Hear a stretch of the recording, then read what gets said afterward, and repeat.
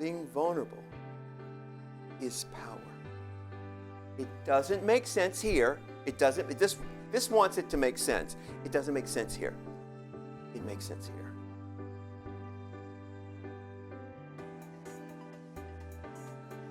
This is like a dream come true. RuPaul's doing my makeup. See, look into the camera there. Yeah, you see. Oh yeah, the shine's gone. Yeah, the shine is gone. I love that the message is, to leave judgment behind, and that's kind of what I got as a reader. So when did you kind of decide to stop giving about what people thought? Well, it's very important. If you want to navigate this life, it's important to lighten your load. And, worrying about what other people have to say takes a lot of energy. I remember turning 30, and it really dawned on me that not only do I not have to like everyone doesn't have to like me. And being fine with that is such a revelation.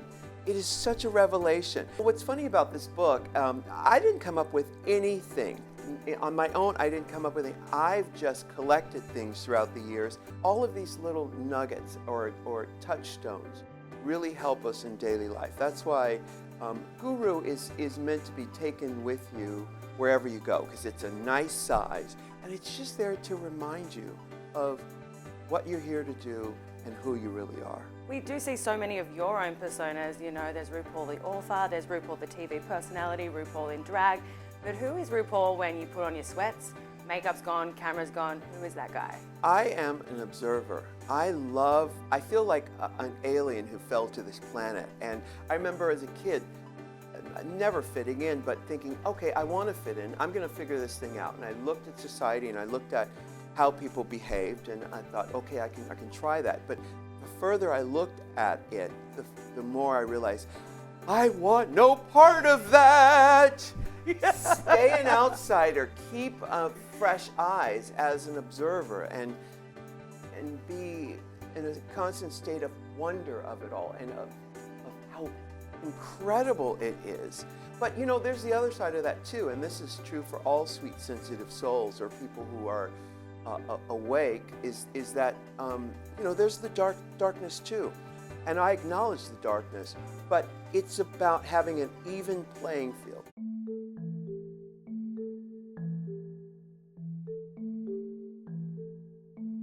What we're witnessing is the last glimpse of people who don't want to move forward, who've created an identity for themselves that is stuck in the past. They're not in the present. So a lot of people feel threatened by that, because what's happening is their belief system, their old, out-of-date belief system is being challenged.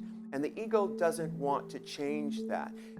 On our show, Drag Race, I equate it to if you want to do well in the competition, you have to be willing to allow yourself to die and become reborn into your new self. You have to be willing to unload some of the things that don't work anymore. Like a rocket gets propelled into space with a fuselage, but once it gets to a certain place in the journey, the fuselage has to break off so that it can move forward. You can't keep the fuselage, doll. You gotta let go of the fuselage. Doll. Yeah. In this lifetime, there are things you have to say goodbye to, and it's okay, because it lives here forever and ever and ever and ever. What things are you saying goodbye to this year? Well, this year I'm doing a television show for Netflix called AJ and the Queen. And this show, I have to be more open. And my speech starts to stutter when I say it, because it's such a big thing.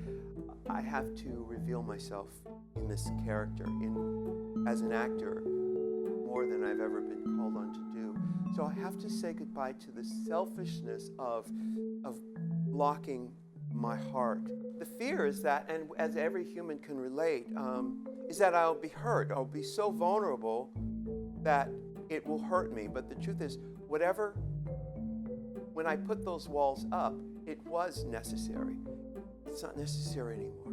All of the dreamers out there, listen, if you can't love yourself, how in the hell are you gonna love somebody else? Can I get an amen up in here? in 2016, you said you would rather have an enema than an Emmy. Yeah. You now have 4 Emmys. Yeah. So what do they mean to you now, if anything, or do they mean nothing? Well, I still have enemas, and I have 4 Emmys. So I haven't really given up anything. But I climbed up on stage for money 36 years ago, and I've been doing it ever since. And I've always been my own, I do my own things. I create my own stuff. So I never counted on the industry or status quo to say, you know, we want you play with us. I've always played with myself. And what you have done on that show, you've broken down so many barriers and you've made people really appreciate the art that is drag. So what is your hope to kind of looking to the future? What else do you want to achieve with it? I love drag queens. I love shining a light on the art of drag and even what it means to people who aren't drag queens. I've always said you're born naked and the rest is drag. And that philosophy is important for everyone to hear because it helps people understand that it's important to not take life too seriously. These personas we put on, you know, I'm a banker, I'm a basketball coach, or I'm a news presenter, you know. We get too caught up in what that means and it becomes too heavy. So if you understand it's just like an outfit that you wear, like drag, it helps you navigate this world.